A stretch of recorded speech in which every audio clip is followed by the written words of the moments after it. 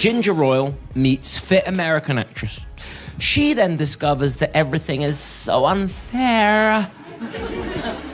He then discovers that racism is actually a bad thing. Sir, your millions from Netflix for no one knows what. Put it with the rest of them. Babe, time to do our daily $250,000 sponsored Instagram post for Del Taco. I shouldn't have left the made-up nonsense.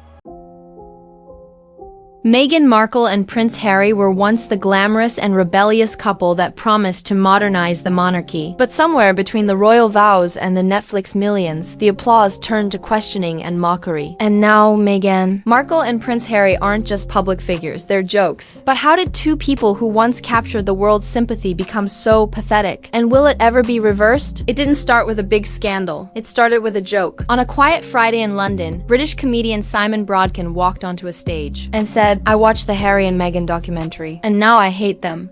I watched the Harry and Meghan Netflix documentary.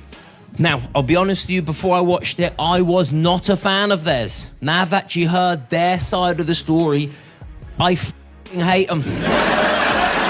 The crowd howled. He had said what many had quietly started to feel. Brodkin's jab cracked something open. Until that moment, criticism of the Sussexes still felt taboo. Tabloids began whispering about palace staff quitting. In masses, rumors swirled about diva-like demands, late-night tantrums, and media manipulation. Yet no one dared say it outright. But Brodkin did, and the internet lit up. It wasn't just a joke anymore. It was permission that from that moment on, roasting Meghan and Harry became not just acceptable, but also entertainment late-night hosts and talk shows who once tiptoed around royal drama suddenly leaned in. The public's display of their opinions about the Sussexes was turning fast, but that was only the beginning. Once comedians cracked the seal, the talk show frenzy began. Trevor Noah, Stephen Colbert, and even the friendly hosts of British panel shows joined in on the conversation. The tone shifted overnight from respectful commentary to annoyance and savage jabs. Trevor Noah mocked Harry's realization that racism existed, saying, "Apparently colonialism skipped Windsor's history class."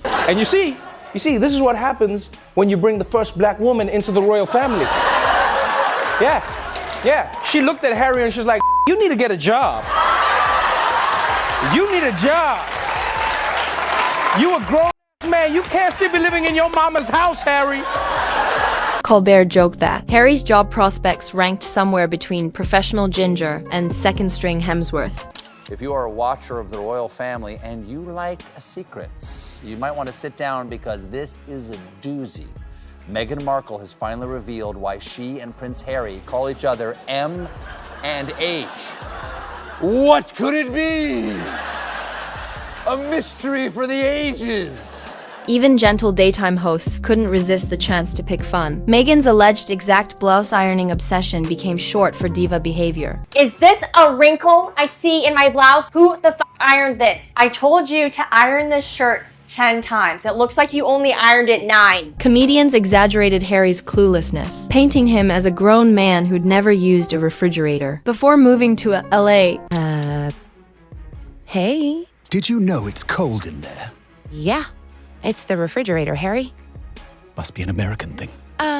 It's not. each punchline came so easy because the contradictions were so clear. Privacy pleas on their podcast deals. Climate change speeches from private jets. It all seemed so hypocritical, and the public was ready. Users online mocked Meghan's prestige actions and paused her dramatic docuseries moments just to laugh. The Sussexes wanted to control their narrative, but instead, they unknowingly added to one that made fun of everything they built. When HBO Max launched The Prince in 2021, it was brutal. The cartoon version of Prince Harry burst into a dingy LA apartment and said, "Confused. This might be the smallest palace I've ever been in." I have to tell you, this might be the smallest palace I've ever been in.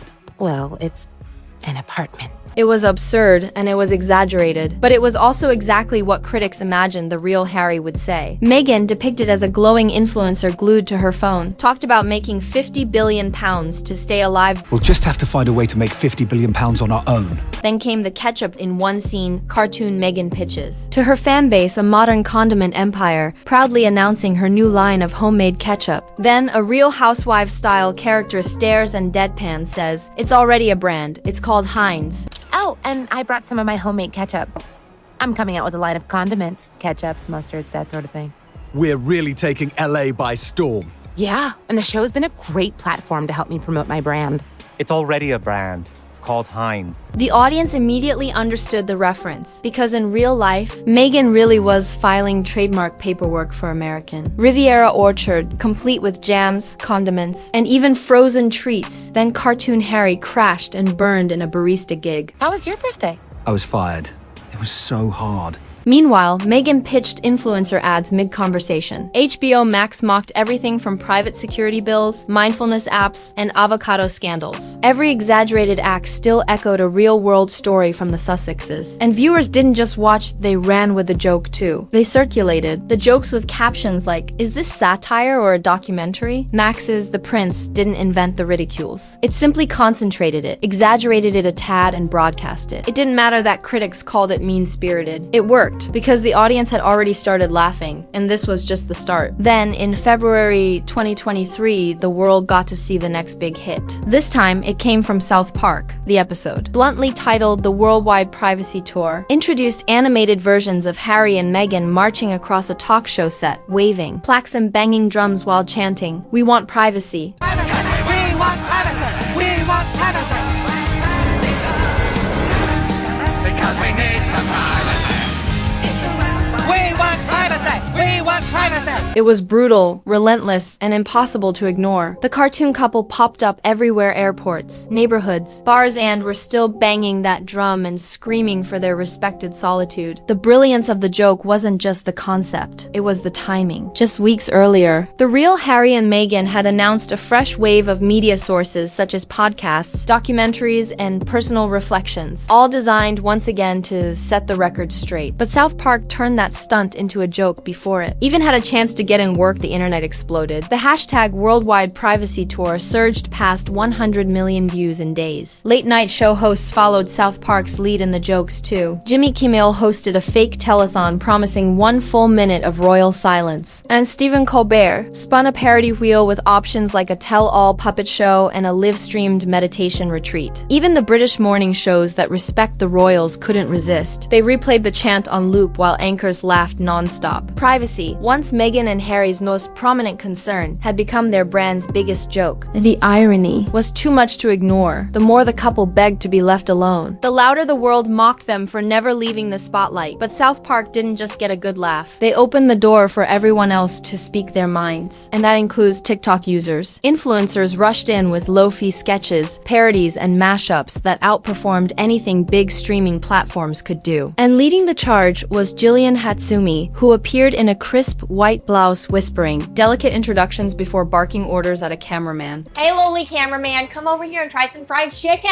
Try the fried chicken. Try the fried chicken. We need to make it look like I actually care about my camera crew. Come get some fried chicken. Act like you're having fun. Act like you're having fun. It mocked Meghan's alleged obsession with authenticity by pulling back the influencer facade, only to still show just another performance underneath. Viewers leaped onto Meghan, making fun of her with dollar store jam jars, wilted plants, and fake lifestyle brands that promise sincerity while filming from a soundstage. One creator reviewed the non-existent jam's skincare benefits, claiming it cured royal overexposure. Hashtags like hashtag Meghan Method and hashtag California Caviar gained millions of views. Then came the Pigeon Podcast sketches. These were fake interviews created by online users where Meghan corrects someone for calling her a delusional made-up princess by replying, "I am a delusional made-up princess." You know, it's so funny that you say playing the part of a princess.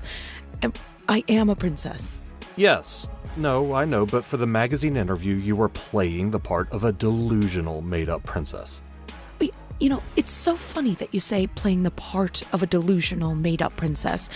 I am a delusional made-up princess. The clip became instantly viral. Every trend only boosted the idea that nothing the Sussexes ever released could escape a new joke. Anything they did only made it louder. Creators dug in public databases, turned their trademark filings into parody scripts, and uploaded faster than Meghan's team could keep track of. But the satire reached reality TV absurdity when the Real Housewives inspired animation. ARC aired a cartoon Meghan Markle strutting onto a reunion couch, flaunting waving a bottle of homemade ketchup around. "We're taking Los Angeles by storm," she claims. But the women weren't buying it. Lisa Rinna barely blinked. Andy Cohen issued Bravo's ultimate insult, saying she's a friend of Slot. That's a polite exile for irrelevant cast members. Yeah, we're hoping the ketchups and mustards are going to be sold at Whole Foods, which, would be huge. Oh, and they're all organic in case anyone was wondering. We weren't. Cartoon Meghan shrieked in fury. Her audio bleeped out as she stormed off the set. The audience loved every second of it, and the real world mirrored the joke almost too perfectly. Around the same time, trademark databases revealed that Meghan's team had quietly filed for rights to jams, dog treats, and frozen goods under the American Riviera Orchard brand. Yet major outlets whispered they hadn't received a single product. Sample. The Bravo roast captured the public's growing frustration. It wasn't just about the ketchup. It was about the pattern of big promises, luxury branding, and vague humanitarian claims, but no real substance. Every statement seemed pre-scripted. And even Meghan's supporters started asking, what are we actually buying? By late 2023, the ridicule was rapidly accelerating. Every new trademark, every press release, and every supposed authentic launch became meme fuel before it even launched. The Sussexes could barely file a copyright without social media, turning it into a joke. One user pretended to launch Sussex Air, which featured $30 bottles of Montecito Breeze. Another reviewed Invisible Jam, praising its notes of entitlement and undertones of a lawsuit. But the public wasn't just laughing at Meghan anymore. They were now exhausted. Even die-hard fans felt the fatigue. Meghan and Harry's messages of empowerment, privacy, and truth had been broken by the clear irony. Podcasts were ridiculed at. Netflix series were mocked before they were even released. No matter what they put out, it always returned them some sort of backlash. The laughter wasn't just about them anymore. It was about what they represented. Amy Poehler joked that Netflix pays more for oversharing than actual acting. Jimmy Fallon quipped that the royal family renamed their group chat to Do Not Disturb. Every new punchline reinforced the idea that Meghan and Harry weren't trendsetters anymore. They were a big joke. And that's something no one can truly escape. Meanwhile, behind the scenes, even industry insiders began admitting the obvious. The couple had lost control of their own story. Writers whispered that the Sussexes had crossed a line beyond rebuilding, a new reputation. Because once a public figure becomes associated with mockery, every future project starts under a clout, and somehow it kept escalating. After years of insisting they had escaped the monarchy for good, Meghan and Harry found themselves back in Buckingham only this time, as animated characters. What the f*** are you two doing here? Hello, Grandmother. We've returned. Well, we're kind of packed. You snooze, you lose. It's just for a few weeks, until we get back on our feet. In the final remark of the prince, cartoon Harry dragged a broken duffel bag up the palace steps. Inside, the queen growled, "What the bloody hell is Gorgenstein's?" before banishing them to a guest room that doubled as a home gym. The symbolism was clear. There was nowhere else for the couple to go, and the joke soon began to influence tabloid rumors in real life. Tabloid headlines whispered that Montecito neighbors had grown tired of the paparazzi circus. Some claimed Harry was quietly house hunting in Windsor. Though there were no confirmations, only speculation, that was all the public needed. Back in their animated form, the couple tried one last rebrand. Meghan pitched a vague charity gala called Gorgenstein's, but no one really knew what it supported. The queen refused to participate, muttering she'd rather be buried in her crown than hand it to Charles. How dare she? They'll have to bury me in this crown. Do you hear me? It was brutal, but viewers cheered, because the idea of the couple crawling back, rejected by Hollywood and by the monarchy, together felt like the natural conclusion to this story in the real world. Meghan and Harry's absence from royal events raised some questions. Invitations being lost in the post became the running jokes. Harry skipped a garden party. Commentators joked that he was learning how to make water at Starbucks. I've always wanted to know how to make it. Is that too advanced? Meghan and Harry were no longer global darlings. They were simply comedic characters in a satire joke they couldn't fix. And still, the lingering question was louder than ever. Had the couple become too mocked to be taken seriously ever again? In the end, it wasn't one big scandal or mistake that shattered the Sussex brand. It was the weight of 1,000 stunts that only made them look more like a try-hard than the last. Their story, once called a modern love rebellion, now lives. In the archives of satire, every new move is judged. Every launch comes with new jokes. Even their silence feels scripted. Could Meghan and Harry still reclaim their narrative? Maybe they could. But it would take more than just a rebrand or a good PR stunt. It would take genuine, extended silence, no cameras, no podcasts. Until then, the mockery continues. And for the internet, that might be the only true story worth watching.